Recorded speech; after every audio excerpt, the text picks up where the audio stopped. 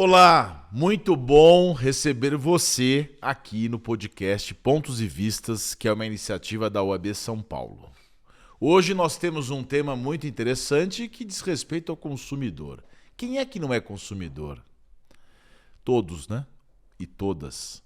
Nós sabemos que o Código do Consumidor é considerado uma das legislações mais interessantes do mundo. Mas será que é aplicado? Para falar sobre esse e outros temas, nós recebemos aqui nos estúdios da UAB São Paulo o diretor do PROCON de São Paulo, Dr. Luiz Orsatti Filho, que é advogado e também fez carreira na política, no setor público estadual. Muito obrigado por ter vindo aqui. E santista também, né? Exatamente, Sergei. Então, primeiramente, muito obrigado, muito honroso pelo convite, estar aqui entre pares, neste podcast da OAB. É uma casa que eu tenho todo respeito, sou inscrito desde 99, mas enfim, lá em Santos, como dito, é um prazer, uma honra estar aqui, e é um prazer também, uma honra estar à frente do PROCON do Estado de São Paulo.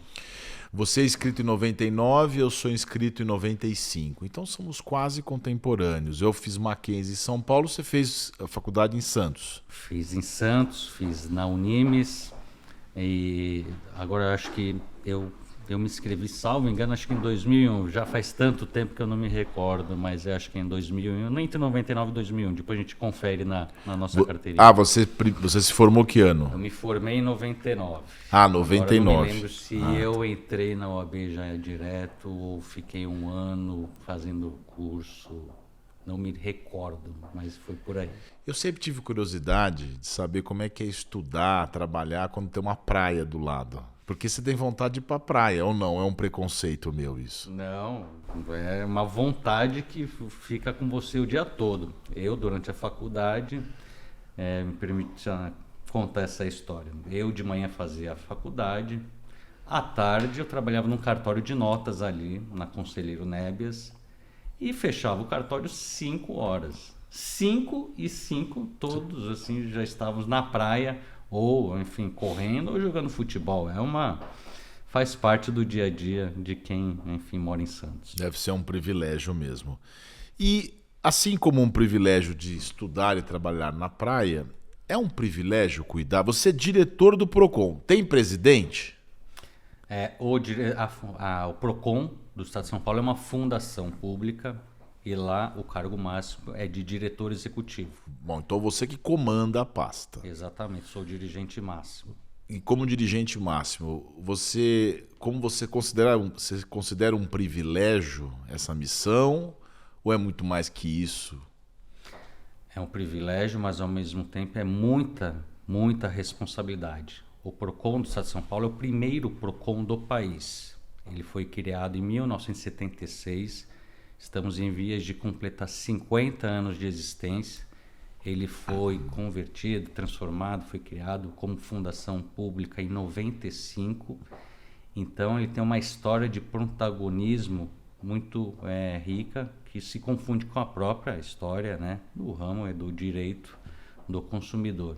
Entendi. E por isso a grande responsabilidade de dirigir este órgão do PROCON, né, que é o principal PROCON do país. Por que ainda tem, Luiz, esse imaginário, tá? E me corrija se eu estiver errado.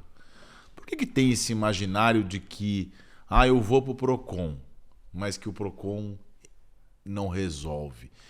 Já foi assim, ainda é assim, ou a demanda é muito grande, ou o consumidor no Brasil não é respeitado. Por que eu não escuto assim, olha, vai pro PROCON que vai ser uma maravilha? Desculpa a minha sinceridade. Não, faz parte. Bom, o PROCON ele guarda de certa respeitabilidade na sociedade, ao lado de outras instituições públicas, como o Corpo de Bombeiros. E o PROCON tem uma responsabilidade muito grande e a sua atuação é em vários ramos, em várias vertentes, tem várias atuações. Uma delas, é claro, é a recepção das reclamações dos consumidores. Nessa a gente tem uma dupla finalidade, sendo a principal delas é a resolução deste caso individual à frente desse fornecedor que foi reclamado. E, enfim, no ano de 2023, nós recebemos quase 1 milhão de reclamações. Recebemos 923 por aí de reclamações reclamações registradas pelos consumidores, e tivemos êxito numa primeira fase que a gente nomina a fase de CIP, a primeira fase da notificação, enfim, de 70% de êxito, ou seja, o consumidor foi lá, registrou sua reclamação, imediatamente o fornecedor ele é notificado pelo PROCON.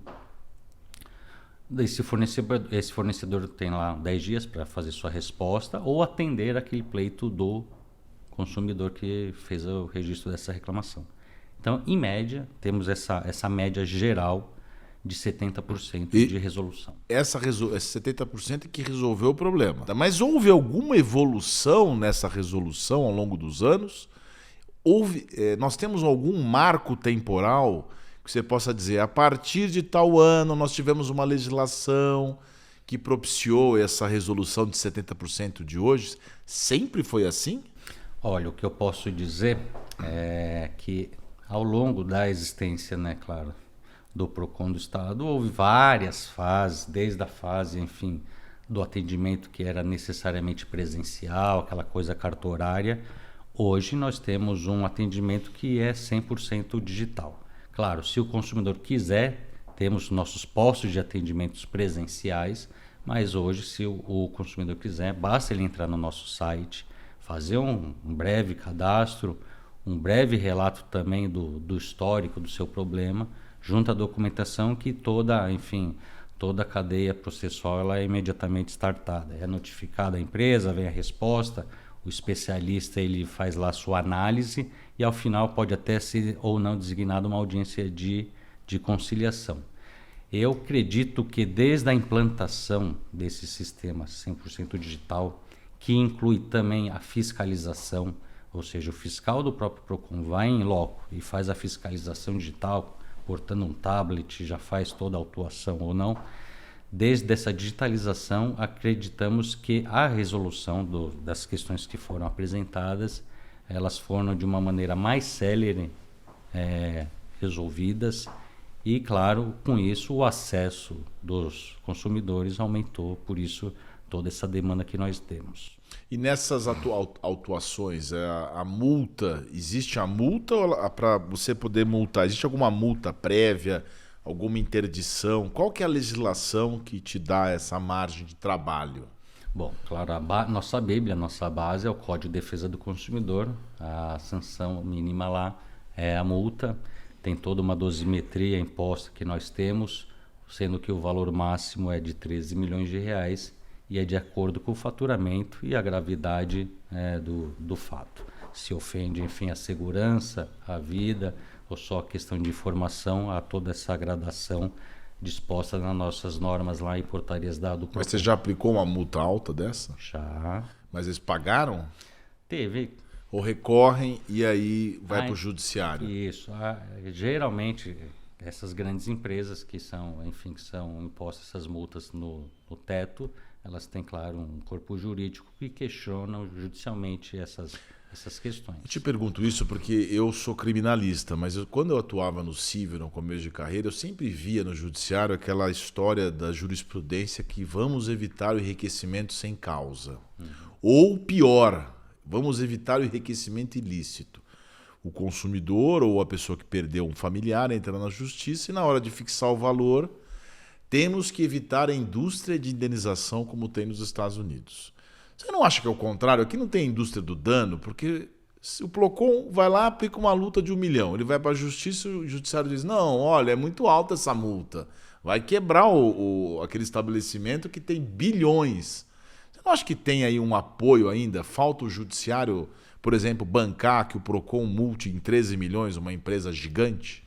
Olha, o judiciário tem, de fato, bancado grande número das nossas autuações. Então, não necessariamente as multas que são levadas em juízo, elas são anuladas pelo judiciário. Pelo contrário, temos tido ótimo êxito. A PGE, Procuradoria Geral do Estado, que faz nossa defesa, tem nos orientado sempre quando há algum equívoco na nossa lavratura de qualquer auto, mas temos tido grandes êxitos no judiciário que tem de fato ratificado. Então, se vai pelo PROCON, o judiciário está respeitando. Olha, em média geral, temos tido bom êxito. Que bom.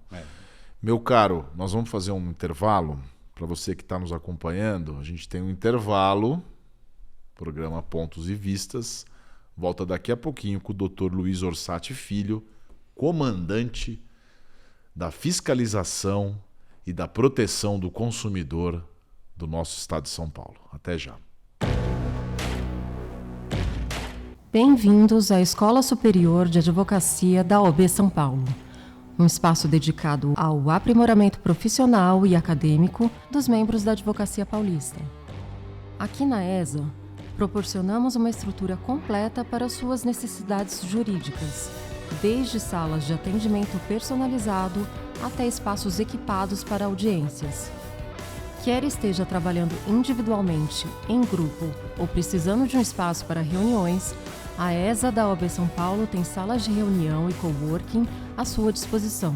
Localizada estrategicamente, nossa escola fica no coração da Avenida Paulista e em frente ao renomado Shopping Pátio Paulista. A ESA OAB São Paulo está comprometida em apoiar o crescimento e o desenvolvimento da classe, proporcionando um ambiente propício para aprendizado e networking. Estendemos nosso convite a todos os membros da advocacia e estudantes de direito a se juntarem a nós na Escola Superior de Advocacia da OAB São Paulo. Descubra os benefícios, aproveite os espaços e faça parte de uma comunidade que valoriza o conhecimento e a excelência profissional. Esperamos vê-los em breve.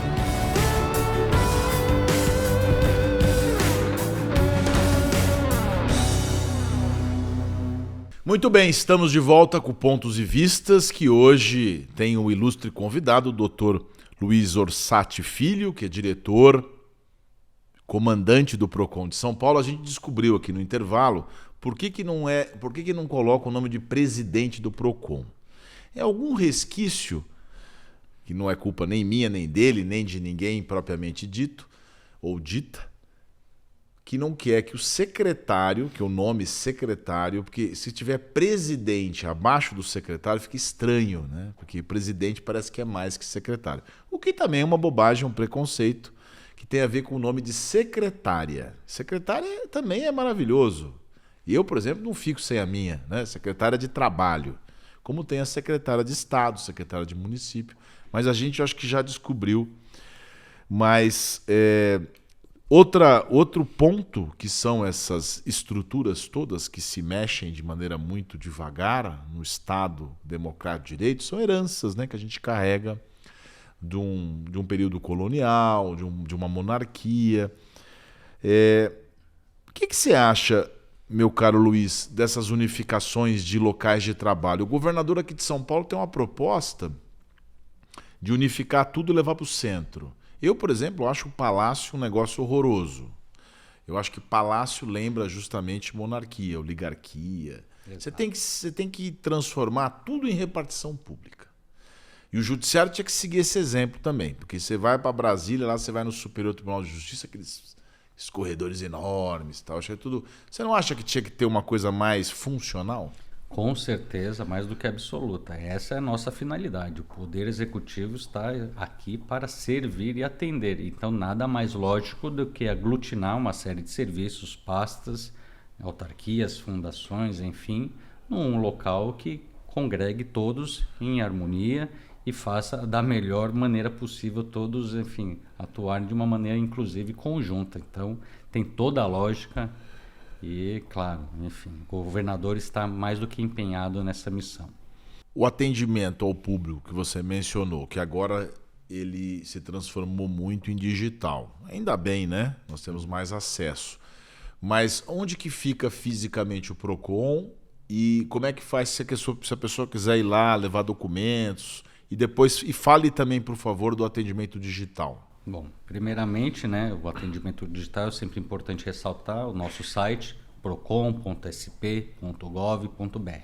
Lá vai ter também todas as informações dos nossos endereços aqui físicos, não só aqui da capital e no interior. É importante ressaltar que nós temos 8 regionais próprias espalhadas por todo o estado e temos 378 convênios com municípios, ou seja, a capilaridade do PROCON do estado, seja de uma maneira direta ou indireta através dos municípios, é muito grande, abrange mais de 91% de toda a população do estado, pegando esses 378 municípios. Aqui na capital nós temos um atendimento presencial, que inclusive é a nova sede aqui do PROCON, estamos de mudança, estamos já em atendimento parcial.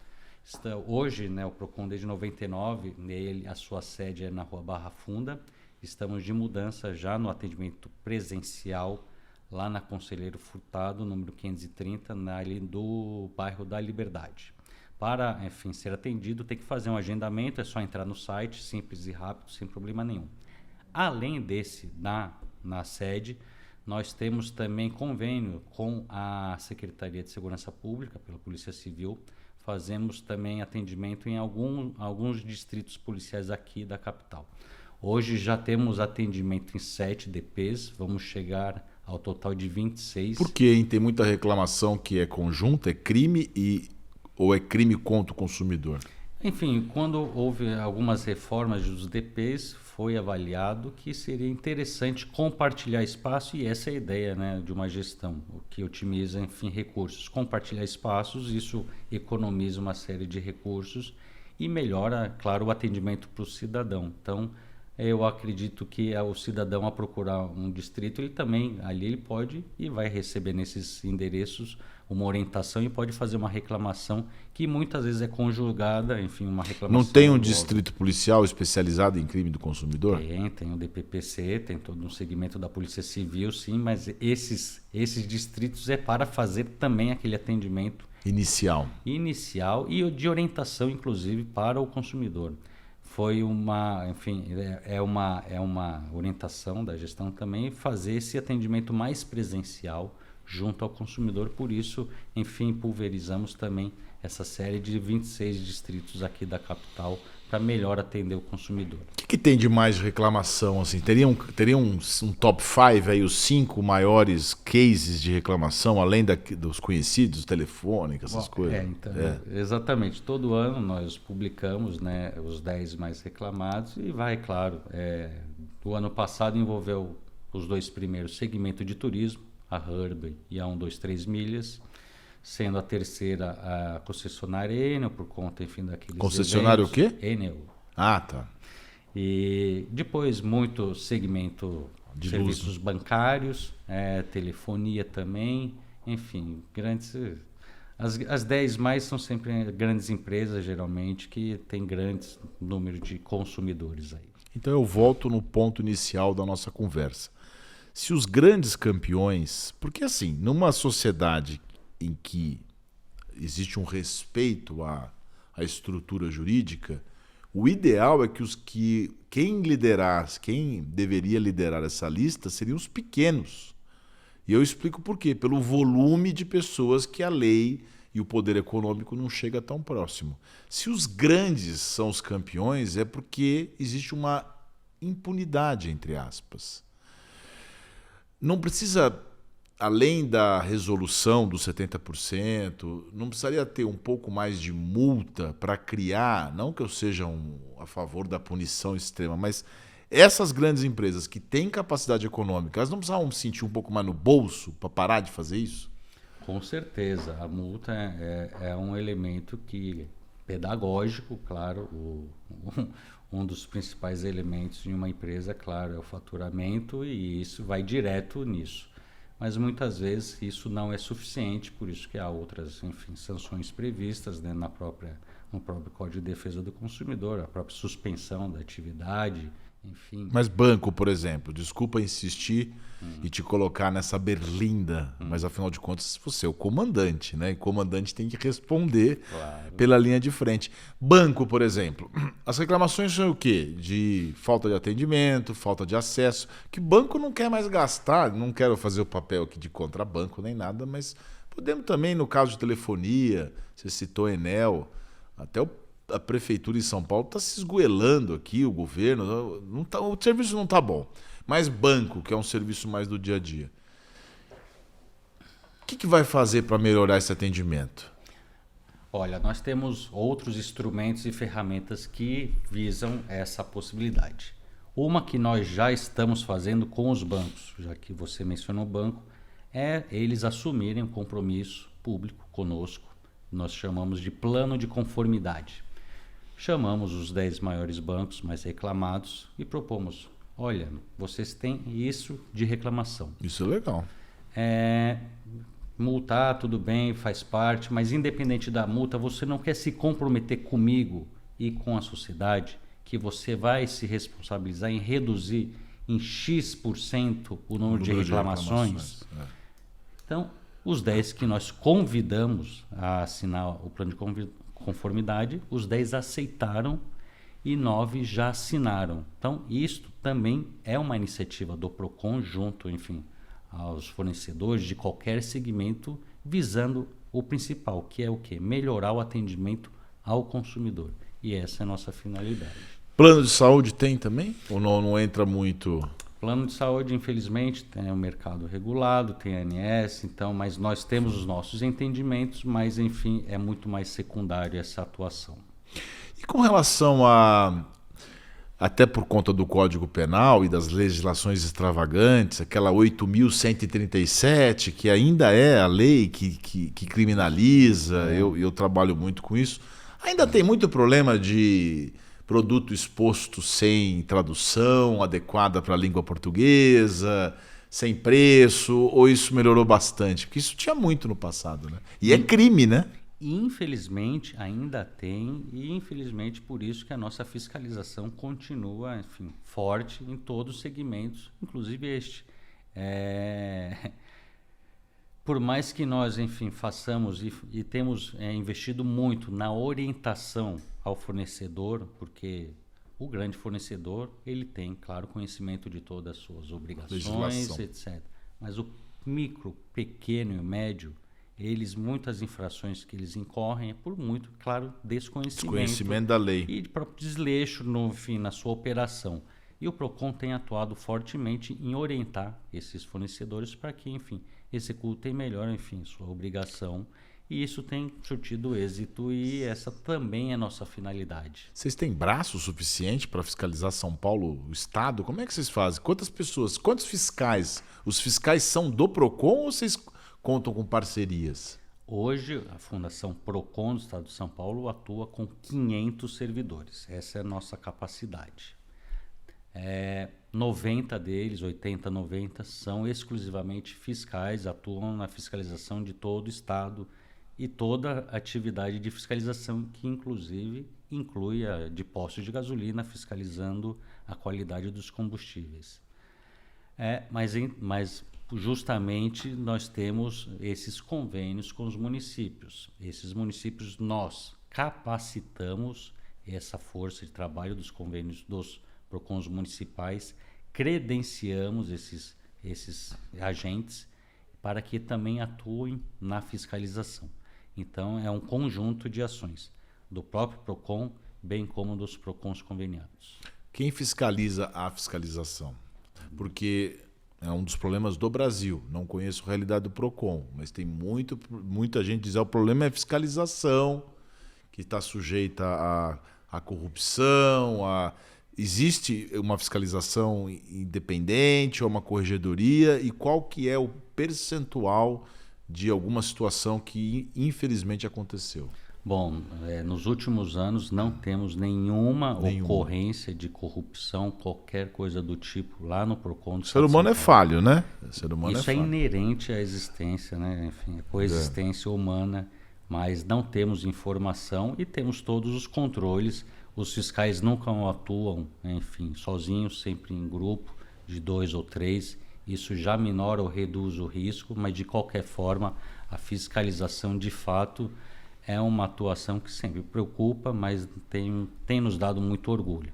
E claro, nós temos os controles internos lá de fiscalização, temos as comissões de apuração preliminar que estão lá para avaliar, claro, e correr e processar, apurar qualquer caso. O meu caro, você é advogado como eu, e advogado diz que é sempre advogado, né? A gente vai num bar, num restaurante, aí lá vem o advogado, vai arrumar confusão. Você consegue se desprender da tua função quando você vai lá para Santos, almoçar lá no Vista ao Mar, né? Como é que chama o restaurante lá em Santos?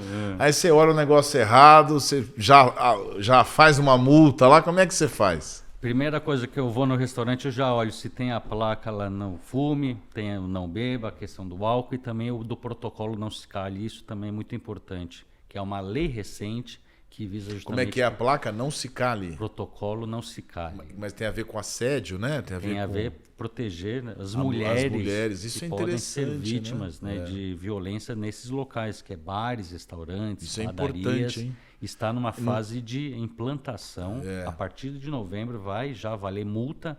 Por isso que o Procon também tem utilizado, enfim, todos os seus canais, e aqui utilizar esse canal aqui para divulgar, porque é uma lei extremamente importante que nós gostaríamos que ela saísse de fato do papel para todos os estabelecimentos e que essa lei pegue. Estamos fazendo todo esforço para isso. Tem a lei precisa pegar. Toda a legislação, e aí eu falo com quem está nos assistindo, para com essa história de que tem muita legislação.